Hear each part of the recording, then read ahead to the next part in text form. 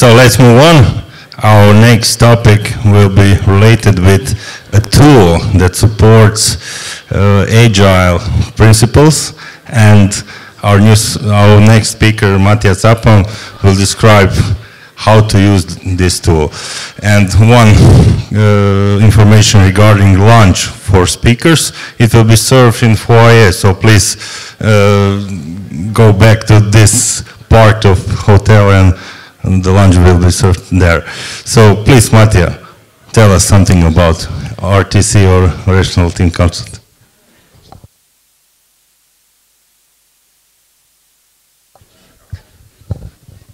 Hi, my name is Mattia. I work at King ICT as a solution architect, and today I'm going to talk to you about Rational Team Consort. So I'll briefly say something about RTC, what are some of the key features, and I'll give you a short demonstration of them. RTC is a software development and collaboration tool. It's developed by IBM. It's an integrated environment for task tracking, team management, source control, planning, reports, builds. It's a commercial software, but it is available free for teams for up to 10 developers. You can use it with Eclipse or Visual Studio or through the web interface. So the deployment looks like this.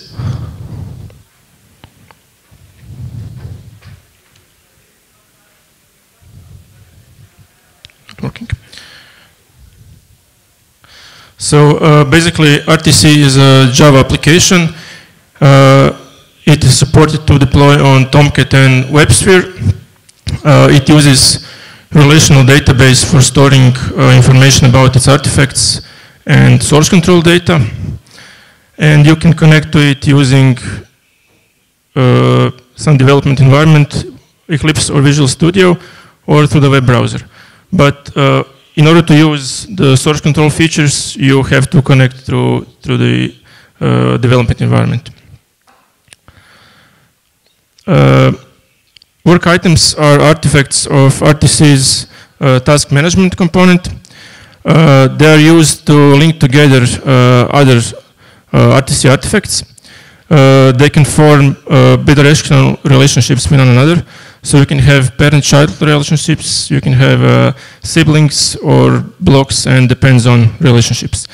If you're using a Scrum template in your project, then you'll be having epics which have stories as children, and stories have tasks and defects as their children. Work items have various attributes that describe them, such short description, status, owner, estimates, due dates, and planned iterations, and that sorts. Work items can be customized. You can add your own attributes, and you can also add your own types of work items for your flow. Work items can be searched using RTC's search queries. You can search them by any attribute that is present on the work item. RTC's source control is centralized. It's component-based. It's highly integrated. Just a sec, let me zoom in.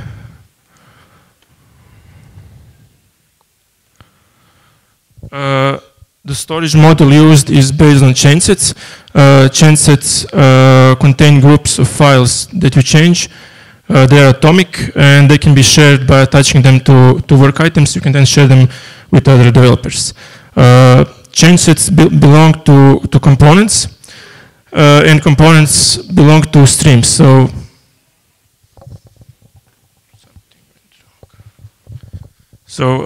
this is a stream, and inside the stream we have components. Stream is a mechanism for sharing work between team members. Also, every developer has their own repository workspace, which is used for synchronizing your local sandbox with the stream. There's also a notion of flow target, and we can see that every repository workspace has a flow target to the stream.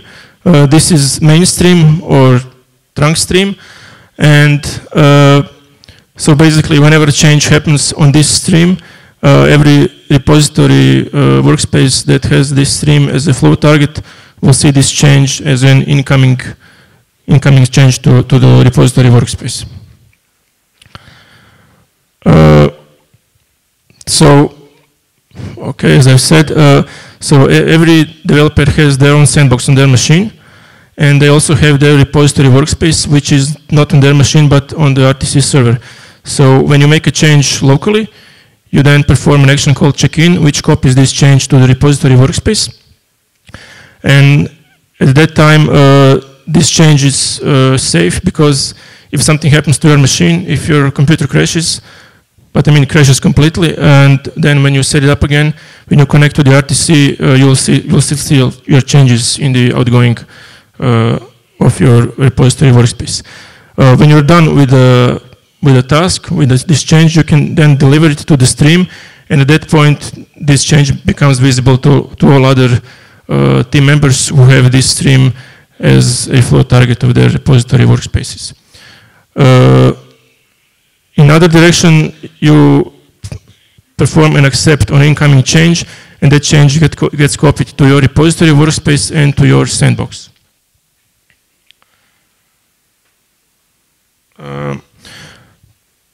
Planning component in RTC provides tools for creating timelines, releases, and iterations. And therefore, you can create 3 types of plans. You can create product backlog, release backlog, and sprint backlog. So product backlog from Scrum, you probably know this, but product backlog contains all items that make up your product.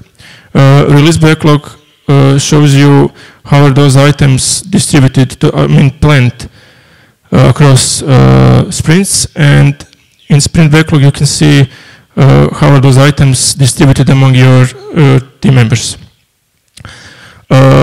You can edit plans by just dragging items across them. You can prioritize them. You can change estimates, change them status, assign them to iterations, change their owner, etc.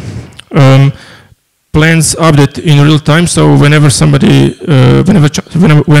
changes the status of some task or work item, this gets reflected automatically on the plans that include this item.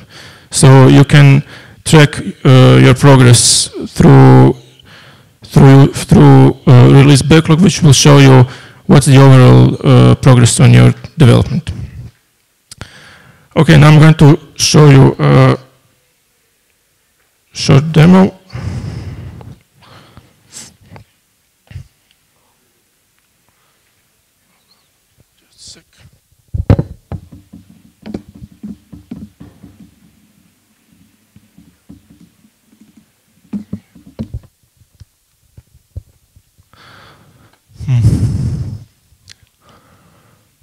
I'm not sure this is going to work. I can't see half of my screen. It's not helping. So basically, this is a part of the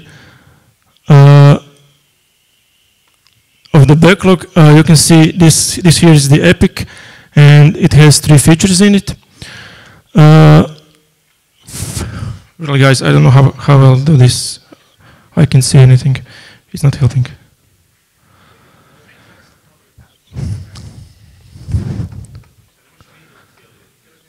Ne mogu ništa napraviti. Ne,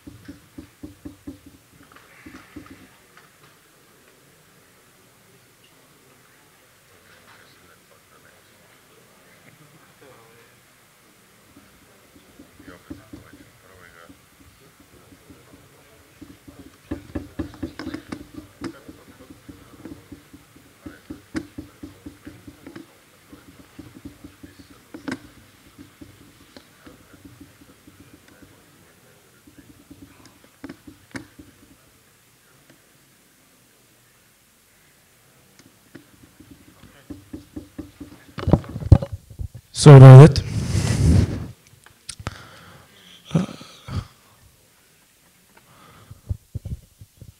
Okay, so this is the project area which contains all plans and source for a certain project.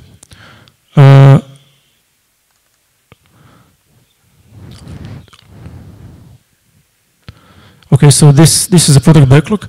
As you can see, it contains 3 stories in them. You can see here is the number of story points assigned to each story, and they are currently unassigned. So if we open the release backlog, then we'll see that we have 2 sprints in our release. Sprint 1 is already finished, and sprint 2 has some stories and tasks in them. You'll notice that stories have estimates in points, in story points, and tasks have estimates in days. If you open a sprint backlog, you can see how tasks are distributed among developers, and you can see who is doing what, if the task is in progress or it's not yet started.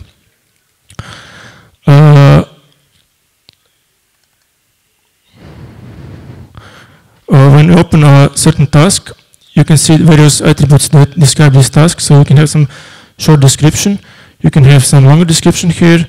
You have the owner of the task, who created it, when it was created, what's the sprint that was planned for, and what's the some initial estimate. You can also add various attachments to every work item. You can also add subscribers. So every time a change happens on a task, on a work item, subscribers will be notified. Here you can add various other relationships to other work items. You can also implement approvals so that it's not possible to change status of the task without someone approving it, and you can also see a complete history of what was ever done on this task. Let me show you how this works in code.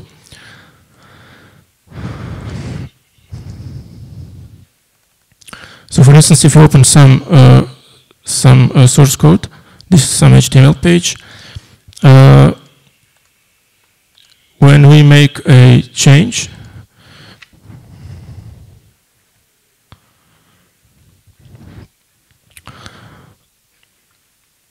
a new change set is created, and it's in our outgoing section of the repository workspace. So then we can attach this change to some work item. Oh.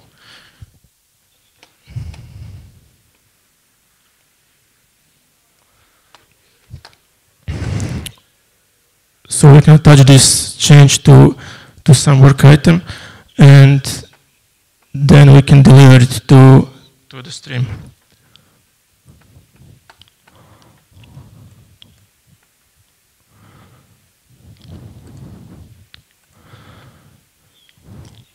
So this is what I was talking about earlier, that source control is tightly integrated with task management. We make some comment, and we can deliver this task to the stream.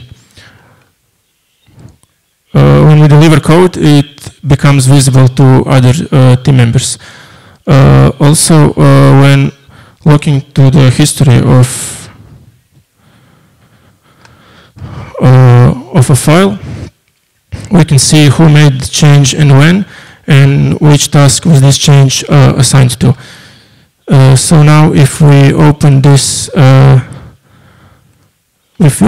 task, we can see in the links section all the change sets that were connected with it. So basically, you always know why was some code written. You can also see that by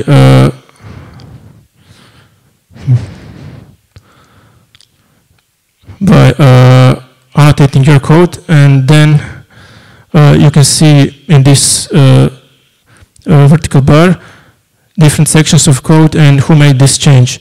So then you can actually go to the exact work item that had this change as a result. As I said earlier, RTC works with streams for source control. And here I've created two streams. I've created main stream and test stream. Streams are usually used for keeping track of work on some particular environment. So if you have development environment, test environment, and production, you would have one stream for each of those so that you can know at every time what's the status of your code between them. So if we open the flow diagram for this stream,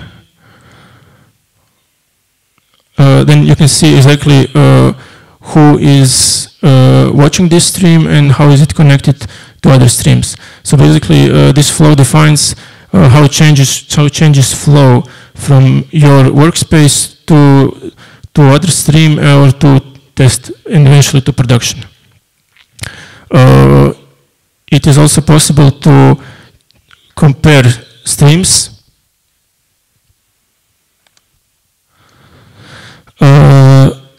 So you can compare them, and then you see what the exact changes between them.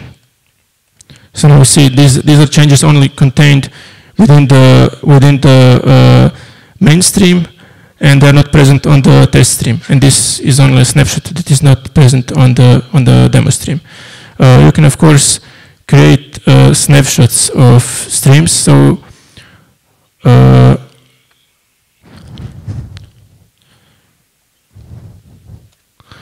so then you basically tag your code, and you can later revert your repository workspace to this stream. So basically, you can do this and say, oh, I cannot see it.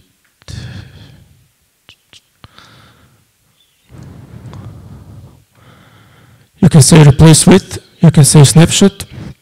You choose stream, you choose snapshot, and then your repository workspace is replaced with the content of that stream.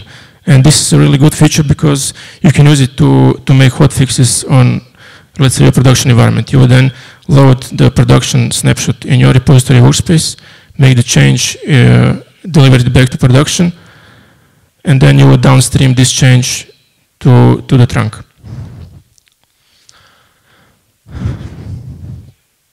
That's basically it. Thank you. Any questions?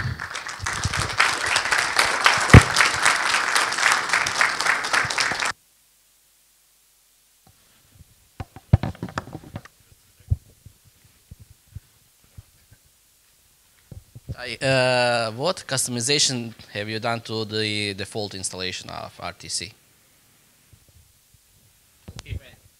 I haven't done any customization to the installation. I've done customization to the work items, adding new artifacts, stuff like that.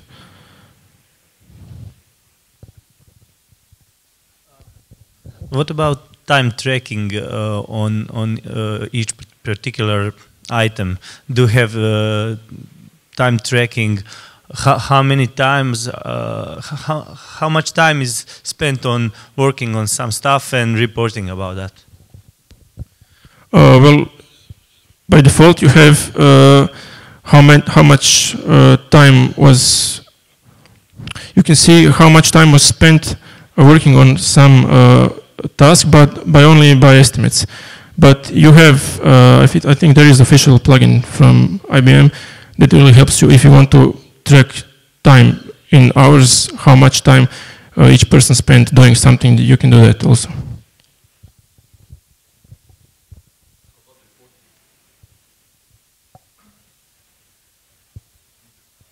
Just how the reports looks like?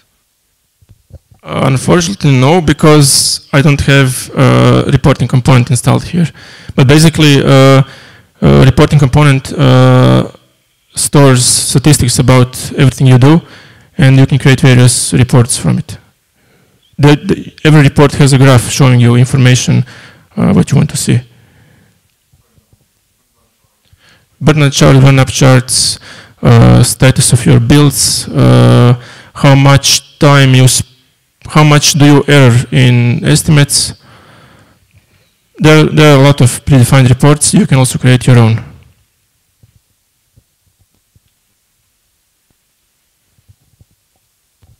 Yeah, let's say I have already existing project that was not started with RTC. Can I convert this project to RTC and then continue with it? Yeah, of course. You can import code from Subversion, from only from Subversion actually. And you can also just share your project with RTC, no problem.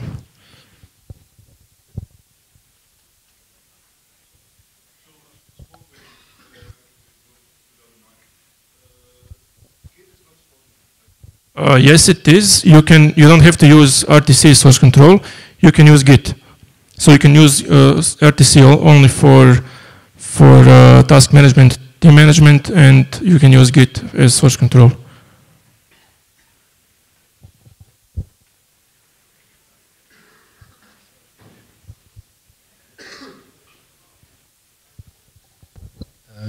How does RTC's source control compare to Git? Yes. Well, Git source control is distributed, and RTC source control is centralized. So that's the main difference. Is that the answer to your question? Maybe if I may say something.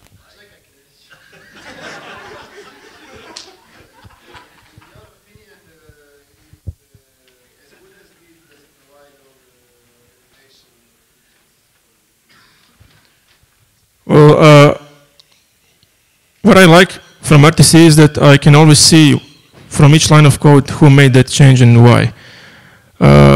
If you can integrate RTC with Git in the same way that I can go to source code and see who made the change, then I would like that, but I'm not still sure that the integration is up to that level.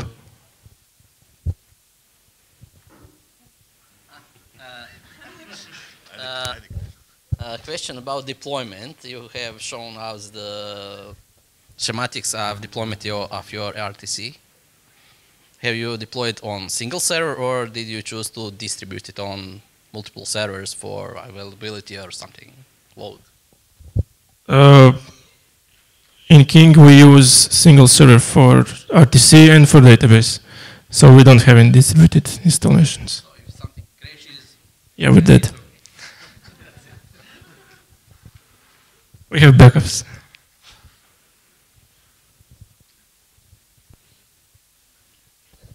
So the main question is, how much does this fund cost?